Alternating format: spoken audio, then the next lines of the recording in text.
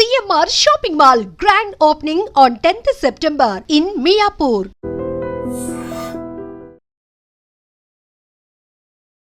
Hi hello నమస్తే welcome back to iDream media. ఈరోజు ముఖ్యంగా మనం యూఎస్కి సంబంధించిన కొన్ని కీలకమైన విషయాలు తెలుసుకుందాం. ముఖ్యంగా డెప్యుటేషన్ అండ్ డిపోర్టేషన్ గురించి ఈ విషయాలు మనతో మాట్లాడడానికి ఉన్నారు. మనతో పాటు హైకోర్టు అడ్వకేట్ అలాగే ఇమిగ్రేషన్ లాయర్ అయిన పృథ్వీ గారు. సార్తో మాట్లాడతాం. నమస్కారం సార్. నమస్తే. యూజువల్గా డెప్యుటేషన్ అనే దాని గురించి చాలా మందికి తెలియదు. యూజువల్లీ పేరెంట్స్కి ఎవరైతే వాళ్ళ పిల్లలు యూఎస్లో చదువుతున్నారో వాళ్ళకి డెప్యుటేషన్ గురించి చెప్తూనే డిపోర్టేషన్ అనేది జరుగుతుంది ఇప్పుడు ఆల్రెడీ. అండ్ ఇంకా ఎలా విధంగా జరిగే ఛాన్సెస్ ఉన్నాయి, ఇలాంటి ఫ్యాక్టర్స్ దీనికి ఎక్కువ ఏంటంటే బర్న్ చేస్తున్నాయి అంటారు. ఈ ఎక్కువ ఫ్యాక్టర్స్ అనేవి కారణం అవుతున్నాయి అంటారు. డెప్యుటేషన్ ఇప్పుడే జనరల్గా ఈ వర్డింగ్ దేనికి వాడతాం మనం? డెప్యుటేషన్ అంటే ఏదైనా ఒక వ్యక్తిని ఆహ్వానించి తన ఒక పదవిలో పెట్టడం కోసం upon deputation, upon considering his seniority కానీ అతని యొక్క ఎక్స్పీరియన్స్ తీసుకుని అతన్ని ఒక పీరియడ్ 1 ఇయర్కో 2 ఇయర్స్కో ఒక పీరియడ్కి అతన్ని డెప్యూట్ చేయటం కోసం డెప్యుటేషన్కి మనం వాడేటువంటి జనరల్ యూసేజ్ టర్మ్స్. డెప్యుటేషన్ ఇమీడియట్గా మీకు ఒక వ్యక్తిని పంపించకుండా a notice will be given. Okay. Notice అంటే మీకు ఒక 6 మంత్స్ ముందో 3 మంత్స్ ముందో తన పీరియడ్ అయిపోయింది, ఎక్స్టెన్షన్ అవ్వలేదు, అండ్ జాబ్ అనేది తను ఉండాల్సిన ఓవర్ స్టే ఉండేసరికి ఆటోమేటిక్గా నువ్వు మూటాముళ్ళు సర్దుకుని బయలుదేరాల్సిన టైమే వచ్చింది, ఇక యూ హ్యావ్ టు మూవ్ అని చెప్పేసి ఇచ్చేటువంటి ఒక వార్నింగ్ లాంటిది అని చెప్పచ్చు.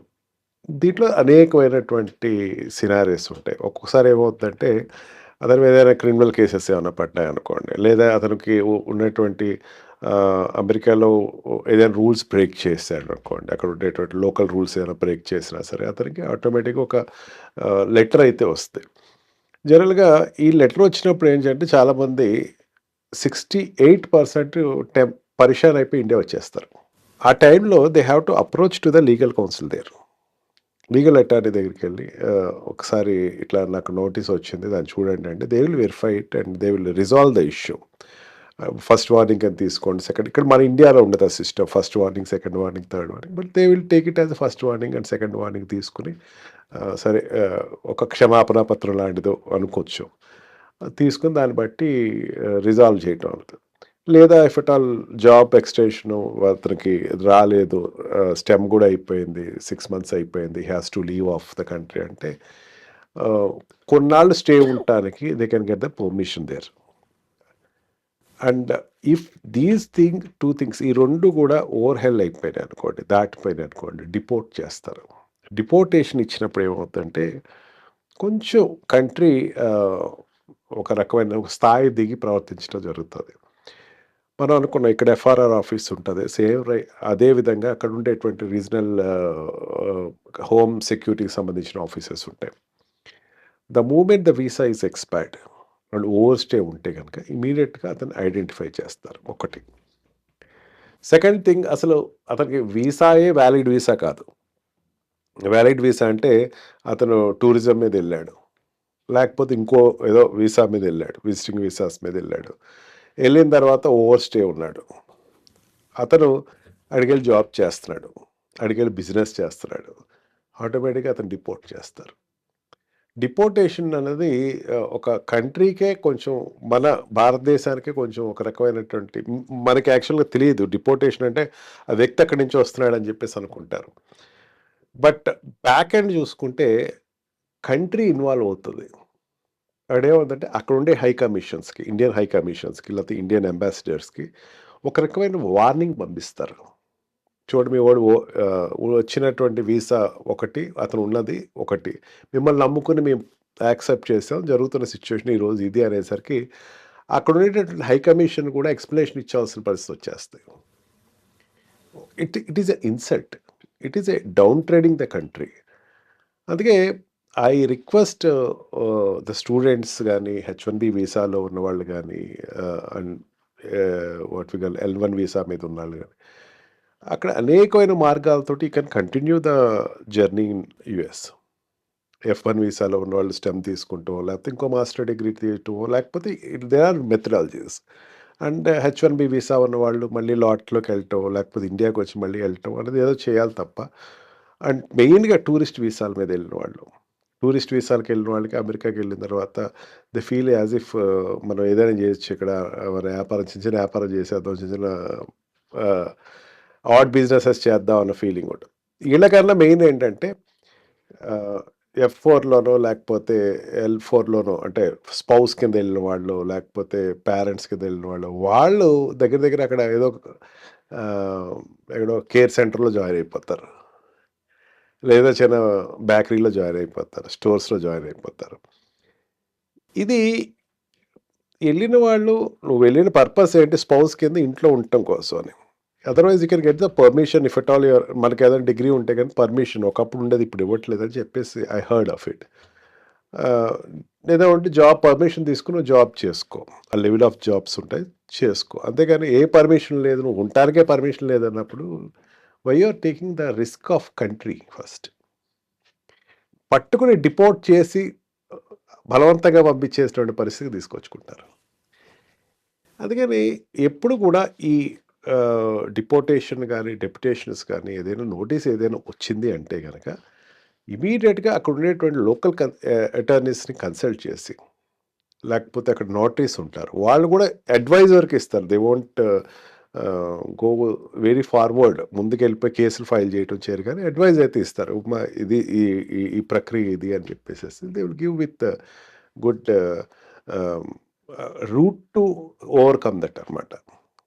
We have to take either of our decisions of it. And ఇలాంటి టైంలో యూజువల్లీ అంటే స్టూడెంట్స్ అనే వాళ్ళకి కానీ డాక్యుమెంటేషన్ ప్రొసీజర్‌లో యూజువల్లీ వాళ్ళు ఎక్కువ మిస్టేక్స్ చేస్తూ ఉంటారు. లేదంటే కంగారుతోనో, భయంతోనో, హోమ్ సిక్‌తోనో కాస్త నార్మల్ సిట్యుయేషన్ కూడా చాలా సీరియస్ సిట్యుయేషన్‌గా మార్చుకునే వాళ్ళు కొంతమందున్నారనమాట. అంతేకాకుండా యూఎస్‌లో రూల్స్ అనేవి ఎంత స్ట్రిక్ట్‌గా ఉంటున్నాయో తెలుసు. అందులో డాక్యుమెంట్ ప్రొసీజర్స్ ఇంకా జాగ్రత్తగా చేయాల్సుంటుంది. లేకపోతే అక్కడ ఉన్న పోలీస్ వాళ్ళు లేదంటే ఆఫీసర్స్ కోపానికి కూడా ఇబ్బంది పడేవాళ్ళు చాలామంది ఉంటుంటారు. అంటే యూజువల్లీ చిన్న చిన్న విషయాలే చాలా పెద్ద పెద్దవి అవుతున్నవి చూస్తూనే ఉన్నాం. స్టూడెంట్స్‌కి ఏం చెప్తారు? వాళ్ళు ఏదైనా డాక్యుమెంట్ ప్రొసీజర్స్ అండర్‌గాన్ అయ్యేటప్పుడు దానికి సంబంధించి వాళ్ళు ఏదైనా ఇమిగ్రేషన్ లాయర్‌ని గాని కన్సల్ట్ అవ్వడం బెటర్ అంటారా? లేదంటే ఓన్‌గా చేయడం బెటర్ అంటారా? స్టూడెంట్స్ అనేసరికి I better ask them to get advice from others. ఖచ్చితంగా వేరే వాడి దగ్గర నుంచి అడ్వైస్ దయచేసి తీసుకోండి. ప్రతి యూనివర్సిటీలో ఒక ఈ డాక్యుమెంటేషన్ సంబంధించినటువంటి ఒక సెల్ ఉంటుంది. మరి చాలామంది తెలియదు, లేకపోతే వాళ్ళు they feel as if they are smart enough తెలియదు, they won't go there. Otherwise మీరు ఏదైనా ఓపీటీలో జాబ్ ఏదైనా వచ్చింది, లేకపోతే you are not staying in the university అనుకోండి, బెటర్ అక్కడ ఉండేటువంటి ఇమిగ్రేషన్ అడ్వకేట్ని ఏమన్నా కాంటాక్ట్ అయ్యి డాక్యుమెంటేషన్ హెల్ప్ చేయమంటే they will ask for that amount ఏదో ఉంటుంది. మన వాళ్ళకి ఏంటంటే చాలామందికి ఏంటంటే ఇండియన్స్కి ఒక రకమైనటువంటి మైండ్ సెట్ అన్నట్టు, అడ్వకేట్ దగ్గరికి వెళ్తే డబ్బులు ఇవ్వాలి, అదేదో మనమే చూసేసి చేసేసుకోవచ్చు కదా. ఇంకోటి ఏంటంటే చాట్‌జీపీటీలో చేసి చూడద్దాం, దాంట్లో ఏదో చెప్తారు కదా అని చెప్పేసి. They are all immature what we call functionings. ఎట్లా చేయాలి ఏంటి అనేది కొన్ని ఇయర్స్ టుగెదర్ ఎక్స్పీరియన్స్ ఉన్న అడ్వకేట్స్ ఉంటారు, అటార్నీస్ ఉంటారు, అండ్ కన్సల్టెంట్స్ ఉంటారు. They will help you a lot. Pay them. మీ ఫ్యూచర్ మొత్తం అంతా కూడా అక్కడ స్టాపప్ చేసుకునే కన్నా వాళ్ళ దగ్గరికి ఒకసారి వెళ్ళండి మీరు.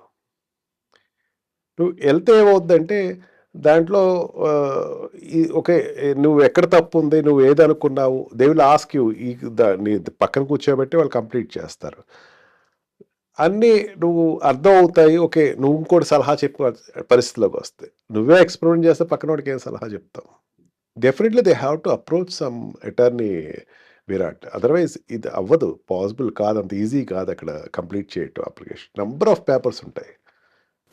And as you said definitely ఒక రెప్యూటెడ్ పర్సన్ ఆర్ ఒక రెస్పాన్సిబుల్ పర్సన్ అన్న వాళ్ళు డెఫినెట్లీ జాగ్రత్తలు తీసుకోవడం చాలా ఇంపార్టెంట్. మరీ ముఖ్యంగా రైట్ పర్సన్ నుంచి అడ్వైస్ తీసుకోవడం కూడా చాలా చాలా ఇంపార్టెంట్. దీనికోసం మనం ప్రత్యేకమైన ఎపిసోడ్లు అయితే చేస్తున్నామండి.